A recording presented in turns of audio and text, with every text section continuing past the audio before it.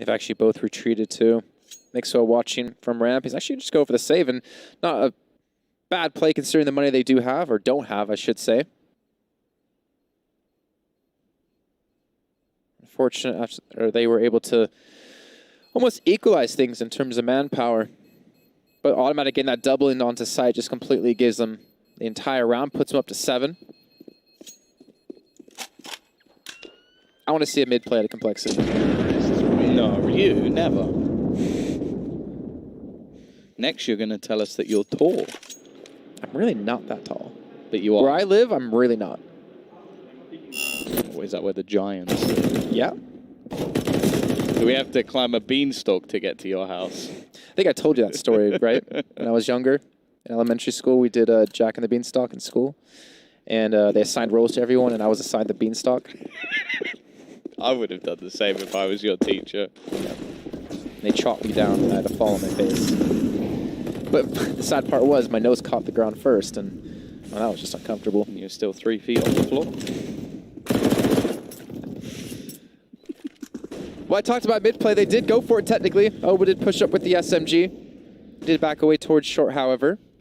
And Cloud9 not trying to give up any early frags here. Trying to make sure to maintain all their players in this round, as the utility is still a little bit light. And Complexity is trying to look for something early on just to have some sort of advantage, considering they're already playing with one hand behind their back in terms of weaponry, in terms of utility. Don't even have a kit either. Luckily for them, even with one hand behind his back, BlameF can still bench press more than the whole opposing team. He does have an SG into this round. Shazam around the edge of the smoke. Starting to show some life within this map. Obo waiting in a position which does really benefit his MP9. He's even going to be able to pick up a frag and give them a second man advantage. Although it doesn't last long as Def actually falls. Going to be going for the plant and no real cover there. I feel like Kusta needed to be defending that bomb better. Now he's going to try and win the 1 versus 3 instead. Pop flash thrown out. BlameF doesn't need to take this fight. Instead, Shazam will be there to close it out, and it's 13-7. An important victory and a damaging round for the T-side economy, and leaving Complexity very, very close to closing out this match.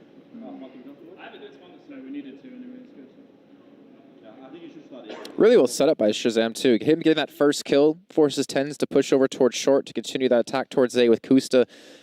And I believe it was a Mixwell already trying to push into the site. And Obo just playing his weapon in the prime position. Could have asked for a better spot to hold. Cloud9 down 6 rounds. Trying to figure out what avenue they can go with. Thing is, they haven't been able to build a stable economy to get Mixwell the AWP that he was effective on. Though his op on the CT side, at least on overpass, was much stronger. It's interesting to me that James doesn't seem to be saying anything here. His mic is not even to his face. Just taking notes. But I guess maybe he's just like, he's allowed to talk when Daps lets him. I feel like Daps might just be talking things through. I can't agree with that because he was so nice to me earlier. He was like, I'm glad to have you back. Casting some CS. I didn't even know he knew who I was back then. Most people don't even realize I did cast back in 2014, 15. Yeah, it's a shame you split with Anders and then went off to do Overwatch League. I told you, I did the reverse Semler, you know? I went from Overwatch back to CS. He went from CS to Overwatch. Though he is coming back. Good to see him. Can't wait to see how he does. It's always good to have his voice back in You already do. Him and I have cast together, funny enough. I don't know like what game it was or what event it was, but that VOD, it just sounds like the same voice talking for the entire time, just solo casting. Well, I'm sure whichever one of you it was did a fantastic job. It was him. Well, the T side have opted to go for a purchase here. Maybe that's what the majority of the talk was about, whether or not there'd be an investment. Daps has definitely taken the hit here, as he's left with just a Deeg in hand. CT side economy still a little bit sketchy itself, so if Cloud9 can manage to steal this away, could be a possibility there. Now, Daps is just being used as a bit of a, well, decoy pro, I guess you could call it. It almost seems real. Unfortunately, he hasn't actually made his presence known, and well, now the execution's going to come in on the other side of the map. Good entry kill coming in from Kusta. There's actually nobody else here. That's the problem, and utility's not that great either for the CT side. Getting back into this site is going to be a tough one. They're going to need somebody to find a kill, and relatively quickly at that. Daps is still inside of B Halls, keep in mind, as Def has rotated back, so Daps could easily flank around on this one. Are Complexity even going to go for it? Down a man, hoping for an entry, hoping BlameF can maybe connect a shot here. They do have kits. Flank coming in from CT. It's going to be Daps as he's got on top of his horse and trying to ride as quick as he can. Does catch out Rush and take the head clean off of him. I was able to respawn, but Complexity now just in full save mode, trying to keep all three of these weapons alive. And Cloud9 just kind of walk into the site after they took down Shazam and got the round for it. Looks like the pause worked out. The decision was correct. Yeah, a little bit of time taken, but all it really took was that one entry kill into the site, and that was enough for the round to be over. There was gambles elsewhere playing into middle and a little bit of aggression on B as well, so there just wasn't enough defenders for the CT side to actually hold on to A, and as mentioned at the time, there just wasn't enough utility for them to go for some sort of retake. Now, well, the tides have turned, and it's the CT side that come in with a weaker purchase. It's going to be the jump up coming out from BlameF, and he gets the opener they need, even gets the second as well. Again, looking to try and carry this team through. You know he can do it in person, but can he do it in the server? Well, if a taxi doesn't turn up later, I'm going to ask him to just run me home.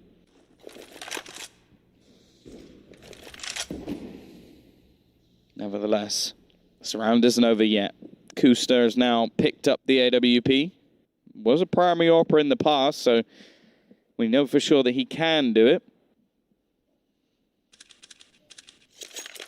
Whether or not he will. Still over a minute left on the clock. Tens is going to catch out Oba, maybe being a little bit too aggressive, hoping to gather up some information. Rush also looking like he may go for a push into Palace. This could be a way for Cloud9 to actually get back into this round, and it will be. They trade back the 2 kills. The heroics from BlameF quickly diminishes. Shazam now looking to try and do the same. Now the bomb. It's actually going to run into Dev. Dev's going to run it. Oh, this is so messy. Both players without their gun in hand. This battle's so important, and Kusta wins it with the Glock. Okay. And, oh, okay, Shazam's going to get another kill. This round makes literally no sense. They now go pushing. They don't even know the BlameF's still on the site. Jason, this round is insane. And Kusta's now going to take away half of his own health by jumping down those stairs. He doesn't have time to just walk his way, as there's only seconds left, and Shazam is waiting. Surely he has to go for a fairly open plan, and Shazam won't even let him get there. And a round back from Complexity. They take a 2-man advantage. They let it slip. And then I can't explain what happened after that. It's about to be wiped from my mind. Well, we finally have our first nominee of the most awkward fight in the Pro League here in North America. They were having a dance-off. That's what it was. The funniest part was is that Mixwell missed the shot, or Akusta missed the shot, and then he had a chance to just kill him outright. And he's like, okay, let me just give me a second, let me get my Glock out. That was unfortunate, but luckily, BlameF, the 2 kills he got didn't go in vain. He was able to close out a third and get the round back in Complexity's hands. The buy not looking too good for Cloud9, though they have done far harder jobs with less. And Rush kind of almost by himself. You have Shazam to support, but Shazam's not quite able to hit the shot, and he's going to miss a second. This is a little bit unfortunate for him, but look, there's some support coming through from Connector. Rush is going to get, well, pushed. Now there's a real possibility that Cloud9 could actually take this round. This A-side defense is... What A-side defense? Well, yeah, exactly. Has been dicey. And I think they're actually going to have to fall into a save again. This is starting to just get a little bit depressing. Watching just constant pushes from Cloud9 succeed with not really that much behind them. Like, Shazam definitely had opportunities. He did hit the leg shot onto Tens, but then Rush, even being in what was an angle they didn't really expect him to be, was just able to do absolutely nothing. And Oh, I think Cloud9 again are just going to be sat back confused going, why have we not been going this way before?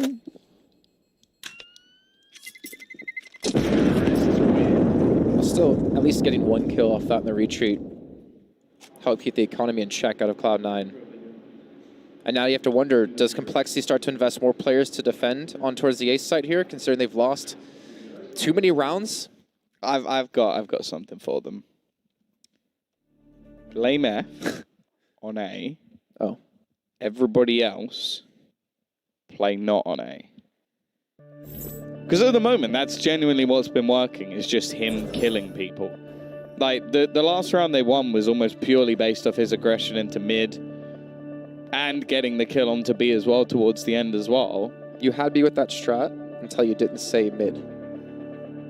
For God's sake. Well, A's the weakness, Jason, unfortunately, so... Yeah, but you look at Blame F, does anything look weak there? No, that's why he's being put to defend the weakness. Here we go, round 24. Brush back on the SMG. I feel like he's been on an SMG for like the last 3 rounds, if not more. And Cloud9 looks like they're going to pick up the pace and head straight towards B. Well, anyone in B here to defend. Shazam needs to hit his shots this time with the op. Was there, gets blinded up and not really able to connect, and this is looking unfortunate times. And Shazam doesn't even have a chance to get a single shot off, and Cloud9 just walk all over Complexity, take the B site, and take the round. Yeah, Shazam has been having a bit of a nightmare. And in fact, I think that he's actually been better without an AWP. He had a couple of rifle rounds. He played around, I think, with a FAMAS and with an M4, and he did a better job. Like, the AWP just doesn't seem to be working for him at the moment, and especially with how aggressive Cloud9 have been, these faster pushes in towards the site, I just don't actually think it really works at the moment. Especially when he's missing his shots. And obviously, like, as an AWPer, you've got to have the confidence to continue to invest into it. But if it is just catching you out, and if your opponents are just being that aggressive, move away from it. And, well, right now, he doesn't actually have a choice because they don't have one, so... Well, I mean, 2 rounds ago, when they rushed A, if he hit those 2 shots, yeah, no, exactly. The round. You can't really afford to be missing shots like that in this kind of situation. And I don't mean to talk harshly about Shazam. I mean, before we even started the show, I even said to you, I still rate Shazam as like a decent opper, like relatively good in what I've seen in recent times. But that just made me eat my words. Cannot afford to have that happen in such a crucial moment. Basically, your debut match with the team on LAN.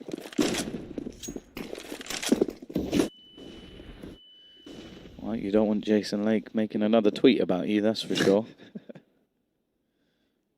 Must be quite awkward for the players that stayed. Yeah.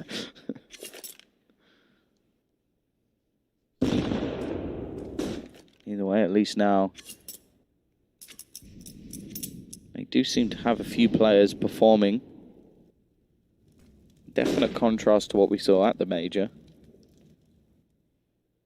Well, this round is just going to be an all-out stack. They've left Obo as almost Dora the Explorer.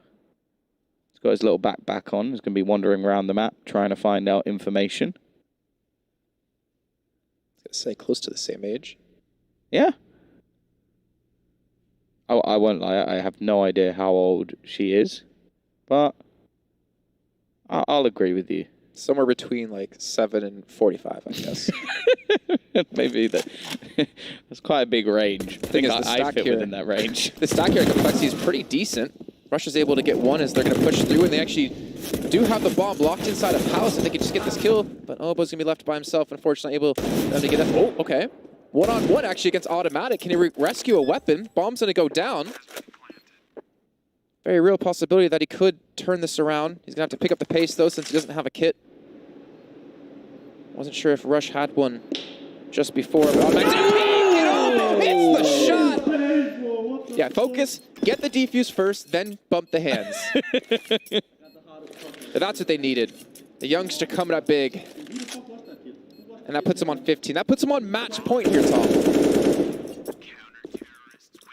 Oh, that flick. That was dirty.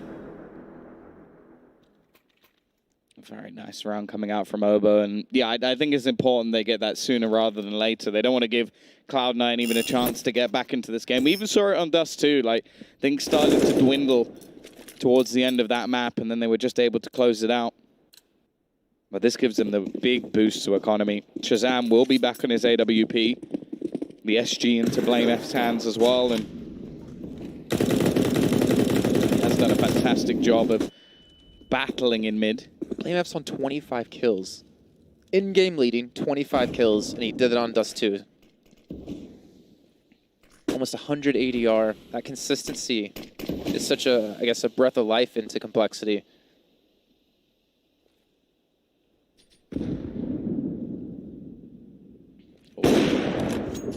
Too close for comfort. Mixwell not going to be able to connect. Could have been the opening that they desired. They're actually going to go rotating early on. Palace being challenged by Automatic. We're yet to see some of the same performances that we had on the previous map. Kusta, Mixwell, and Automatic still doing all right, but in the last map they were unstoppable. Tens back to being fairly quiet. Just 10 kills to his name. I suppose it's in the name. Here we go. Smoke's going over. I think that bounced back and smoked them all. I think they actually missed one there. And it's landed in quite an awkward position for the T's. 30 seconds left, and there's a fair amount of defense. So they're going to expect Rush. We haven't seen him play too much from this angle. 20 seconds now. Kusta is going to be there to get the opener. Rush just about gets the kill, but there should be a trade coming in from Automatic. An important one at that, but they still haven't got the bomb down. This could be a problem. Spamming through, trying desperately to find it. But Shazam isn't going to be able to. He's actually going to get tagged instead. Nice shot from Automatic. Still just going strong, and now it's left all onto Death. Nothing he can do. Mixwell steps up, and 11th comes onto the board now for Cloud9. Once again, the money's not there for the CT side. I think you hit a nail on the head earlier on about Shazam not being successful with the op. That was another 3 shots that he didn't hit. But obviously, you can look at that in terms of Rush. The peak he did decide to go for. Only able to get the 1 kill. But that's 2 rounds now. Shazam's had the opportunity to lock down this series, and just kind of unfortunate. Obviously, kind of the unluck of the draw, considering we were watching him at that point. And BlameF, unfortunately, will fall. Def gonna get tagged up, as you've seen. Shazam does get some redemption. They'll get the kill onto Def. And Oba gets the kill onto Automatic, and now they actually have the man advantage. They need to just rescue these weapons, and you can see Cloud9 immediately making the push back in towards middle. Def. He could have had the Deagle shot, not the Deagle shot, the CZ shots heard around the world. Comes around the corner, gets the first, gets the sprint on the second as well, and just like that, it's all on Kusta to 1-on-4. With Complexity not having really anything into this round. They have the bomb, they have weapons, but can they have their final kill? Bomb out in middle as well. This really is a tough scenario for Kusta. He was a star in the second map and had some phenomenal plays, but this would be the best of them. Going to try and give himself a little bit of space, but is he even going to expect Def to be this close? He's been around this angle. He's going to be coming through, but he can't close it out. Shazam is there to finish things off, and it is going to be the victory coming in for Complexity. Their first series, and the first series for BlameF under this banner.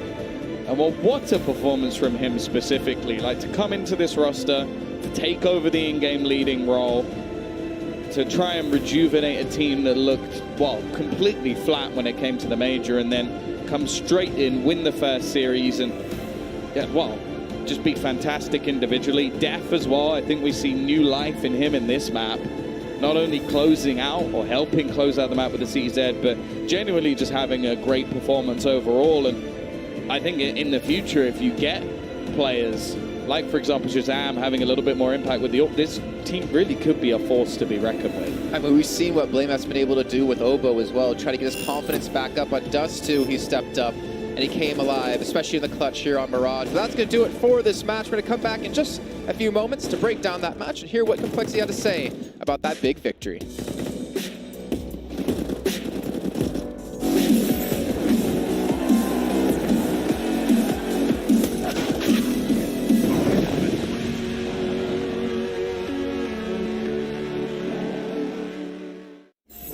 your sign, though. They ain't count on that. They ain't count on that. They ain't count on that. Show what you gon' do. They don't want all that. They don't want all that. That sounds like a pop song. Take a dive before you dry, y'all. It's the only way to live. You can't be without it, baby. Yeah, I know. Yeah, I know. Yeah. Try before you sign off. She can kill the sick. Free all stars. It's the only way to live. Oh, fancy cars and the smiles of the ocean. Purple sky.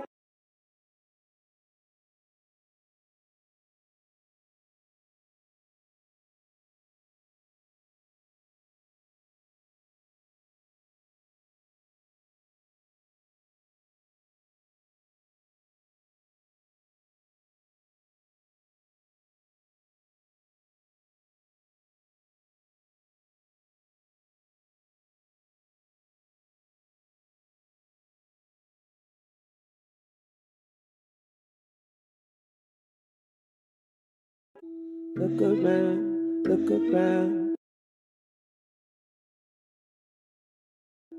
People fight all their life for some peace. Yeah. Look around, look around. Fancy cars and the smiles of the ocean. Purple sky, let that night come with peace. Anywhere you wanna be. Anywhere you wanna be. Yeah, yeah. Hold up your sign, though. They ain't count on that. They ain't count on that. They ain't count on that. Show what you gon' do. They don't want all that. They don't want all that. They don't want all that. Take off, take off. Rush at the rush. Take off, take off. Rush at the rush. Ha. Rush. Take off, take off. Rush at the rush.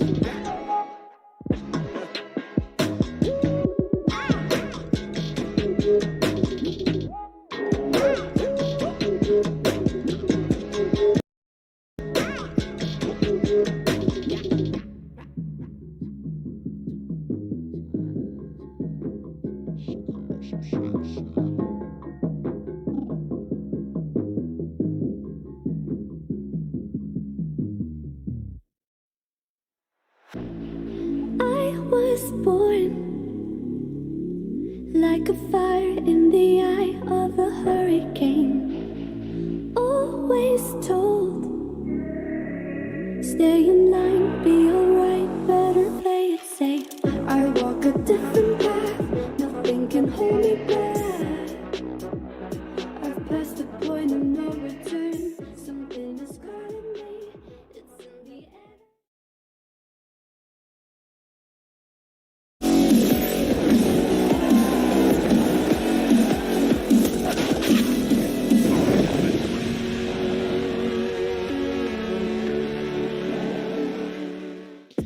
Not one, not two, but three maps, and we do conclude the series. Cloud9 taking a big L here in their opener for the ESL Pro League Season 10 Group B, kicking off in all the wrong ways for the Cloud9 fans around the world, one of them of which was me, who did predict Cloud9 to win over Complexity, but that's just not the way it went, was it, Dust? Indeed, it was not. It was definitely Complexity's day today, and it's the biggest best of three they've won in like 8 months. Ever since they upset Energy at the Katowice Major, they've been really lacking a big victory, and so it's nice debuting a new lineup to get one right out the gate.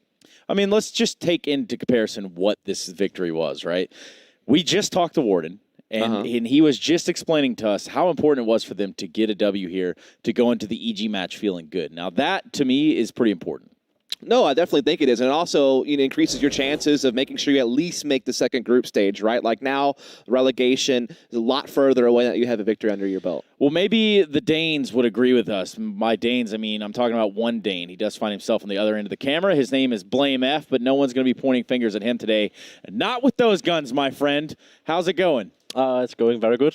Yeah. Happy about the victory. Yeah, that's a good one to take. 2-1 right off the top. Talk to me about how you find yourself within this Complexity team. Are you a leader over there? Well, I hope my team thinks I'm a good leader. I'm doing my best. We had a little bit of struggle on the overpass, but I think the other two maps went really great, and I think we presented some great Counter-Strike, and some people even showed up individually when it matters the most, like Obo when they one-on-one, and Dev also has some huge rounds, so pretty good, I would say. Yeah, definitely a great victory for you. And I don't think we've really had the chance to have you on the mic very often speaking English. So I kind of wanted to speak with you about kind of how you found yourself on Complexity. I mean, obviously you're lately on Heroic and the team was, doing good here and there and you seemed like you were performing really well. How did this move happen? Like this is kind of out of nowhere in many people's eyes, I think. Yeah, it was a pretty big move for me and a big step for me as well, moving down here in America and also living here. But everyone is like welcoming me so nice and taking good care of me, and I got my own apartment and everything, so I can't have any complaints. Yeah. So yeah, it's perfect. So how is it like leading this type of team? Because you're used to speaking in Danish, leading Danish teams. Now all of a sudden you're thrown in with a bunch of North Americans and like one Brit with Def on the team. So how have you been able to adjust kind of based on the new personnel that you have and having to speak a different language and all that stuff? Yeah, I don't think like in-game it's totally fine. Like my English is fine for like calling in-game and making all of that stuff. Sometimes in real life if we're hanging out, and sometimes there's something I'm not very good at explaining. But everyone from the team is so nice, and no one is like giving me a bad attitude. Everyone is listening, and I'm listening to everyone, so they're telling me like what they want, and we've kind of tried to like find a mixture between my calling and what they like to do, and then like that's what we're started with. We haven't had much practice time, so hopefully we will be even better and hopefully find a even better playstyle that fits us more. So the word on the street is that when you came to Complexity, you hit the ground running. And when I say that, I mean that you came in and you immediately want to get to work. You want to stay on top. Where does the motivation come from? I don't know. I just love the game. I think Counter-Strike is the greatest game ever and the greatest sport ever. So like right away when I came in there, they asked me if I wanted like to tour around the entire facilities and all that. And I just went straight home and prepared for the next day because we were practicing 12 hours a day from the first day. We only had 9 practice days so far as I remember. So we haven't had much time to like go out and see all of the great stuff in Dallas. We've been mostly like focusing on playing. There's a lot of great stuff in Dallas, which I would love to pick your brain about being a Dane and all. But really, I think what the fans at home want to know is what a 12-hour practice day looks like. It will usually be like 4 hours of theory, of going through stuff. And I'm always watching the demos after the practice so we can go home and like fix mistakes the next day. And then we have 1 hour break and then the rest will be scrims. So what is your vision for this team? Like, I know you're trying to blend kind of your style with some of the style that some of the other players like to have, but kind of what is your philosophy on how the game should be played and how you want this team to run? I think it was important to me, like moving down here, and everyone has to move to a different place to live here. It makes it very easy for me to like make sure that the players I'm playing with is like living and breathing Counter-Strike just as I am. So they will like work hard, and I have had no complaints, even though we're doing insane amount of work, which I thought that it was very helpful today. Like we showed that we could do some great Counter-Strike already. But my vision is kind of like short term is not like insane ambitions. I would have been fine with the loss today. Obviously, we're happy for the victory, but we would just like to qualify for some big events, maybe show some good faith as a team, but in general, it's like a more like a long-term project, like having the best facilities in the world and train at a great place. So hopefully, like in the long run, we will be developing and like be good in like the long run. So let's say hypothetically, I tune into TV2 and I see Blame F standing there. What does Blame F say in Danish to the Danish fans? Tusind tak for alle, der støtter mig. Det betyder mere, end folk måske ved derhjemme, men nogle gange så ser jeg en kommentar eller en der skriver F i chatten, eller nogen, der siger noget nice om, og jeg garanterer for, selvom det måske virker som om, man er proer ude på scenen og sådan noget, jeg ser dem alle sammen, og jeg er virkelig glad for det. Folk, der skriver til mig sådan noget, jeg værdsætter det super meget. Jeg har dedikeret hele mit liv til Counter-Strike, så hver gang nogen siger noget sødt om mig, eller støtter mig, selvom det bare er små ting, eller beskytter mig på et forum eller et eller andet, så er jeg virkelig glad for det. Så tusind tak til alle derhjemme, og jeg elsker min mor. Cool. And that seems pretty simply put. I just want to say talk unit. Does that make sense? Do they call you unit in your team yet? No, not yet, but I'll make them. There we go. I like that. That's leadership qualities. Thank you very much for your time, Blaine. We'll let you go. Thank you. Oh man, that's a great interview, man. What a guy. He should do more of those. That was, I mean, really I don't think we've ever really seen him speak very much. Like, I don't think there's been very many interviews with him. He definitely had a lot to say in a very short amount of time. I think we learned a lot about him just from that one interview. Yeah, there was so much to say outside of the server, even in the server. You can take a look at these numbers. They're going to tell you that story easily right here, as we do put Cloud9 down for at least the first match with an L, and then they're going to have shots of redemption going into later this week. But this is not where they wanted to start their story. Yeah, definitely Blameless isn't just a unit at the gym. He's also a unit inside the server, man. And we kind of knew this was going to be happening, though. Like, on Heroic, he was always kind of known as being one of those fragging in-game leaders, a guy that you could depend on to be kind of one of the entries, one of the guys in the pack that can also create openings, not just call the shots, but actually lead from the front. And you saw that a lot today. I mean, he had a lot of big plays, a lot of big numbers throughout the series. Definitely really helps contribute to complexity in many ways because of that. Yeah, and I mean, just looking at what Complexity has in front of them, this is not going to be an easy task, whether it's Pro League or any other Pro Tour events. I mean, this is a team that wants to hit the ground running, and if they have a leader like that, I think that they're going to do it. Yeah, I mean, he definitely seems to have a good grasp of the game, like the basics. And I'm sure that over time, he's going to kind of figure out what he likes, what he doesn't like, kind of blend it with everybody else. Obviously, with the coach he's familiar with, having Kita, who used to be on Epsilon, with him. So, yeah, I think that this is actually a great little formula that they have going so far. I'm curious to see how it's going to develop over time. Well, let's develop things as they may, because we did do a talent pick'em challenge, so it's only appropriate that those that have the, for lack of better wording here, the smirk on their face do get the floor of opportunity. So say what you want, Kaplan. Just gonna be gracious about this. Thank you guys for choosing Cloud9. I appreciate it. And thank you, Complexity, for winning. Appreciate that as well. Yeah, I mean, there's Why am I already so angry just because I'm one win down? I don't understand. Better yet, why do you look like that when you're angry? He just loses a lip. I had to do something. gone. I had to do something overly animated for the picture. You know what I mean? Like, had to be good. I think Tom and I have mugshots. But anyway, yeah. So here's our talent prediction thus far. Yes, Kaplan does go ahead by 1 point, but I guess that's the way it goes. We are pretty early on. I mean, even a broken clock is right twice a day. Yeah, and I mean, I guess it's 2019. Everybody needs to win at some point. So, final thoughts on the day. Dust, can you close out day one of Group B? 1 point. I'm just impressed with Complexity, man. Like, obviously, we didn't know what to expect. Brand new team came out today, looked pretty sharp. Cool. Well, that means that tomorrow there's going to be some more matches coming your way. And by that, I'm talking about Group B finding its way on into day number 2. We will continue down the path that is the ESL Pro League. And those numbers, they aren't accurate anymore. Now, what we will do is talk about tomorrow's matches, because that is what everybody wants to hear about. Where everything's go on day 2 for Group B for the ESL Pro League. Here they are. Evil Geniuses Complexity, and it's going to be Cloud9 taking on EU United. A ton of storylines going into these matches, and these are not going to be ones that you want to miss. So if you are out there in the Twitter sphere, if you are out there on social media, go ahead and use that hashtag ESL Pro League. Follow along and let us know what you're thinking, how you're watching, where you're watching from, who you're watching with. Show us everything, even if you got a cool little doggo sitting there on your lap. I'm done for the day. We're going to go ahead and hit the hay and go to bed, all that good stuff. So we'll see you back tomorrow for the ESL Pro League Season 10.